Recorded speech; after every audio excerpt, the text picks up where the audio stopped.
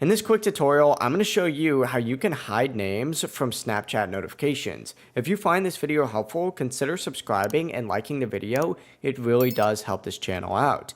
If your notifications are showing who sent you a snap and you want to keep that private, here's exactly what you want to go ahead and do. Go ahead and close out of Snapchat and go ahead and open up your phone settings. This is going to work on both iPhone and Android, so it doesn't matter which device you're doing. Just find your phone settings and then scroll down until you find the option for notifications. Go ahead and open up the notifications option, and then from here you're going to want to scroll down even further until you find Snapchat. This section is actually alphabetically organized, so you'll just want to find the S's and then open that up. And what you're going to want to do here is go ahead and find the option that says lock screen appearance, or similar depending on what device you're on. There's going to be an option that says show previews. Go ahead and click on that.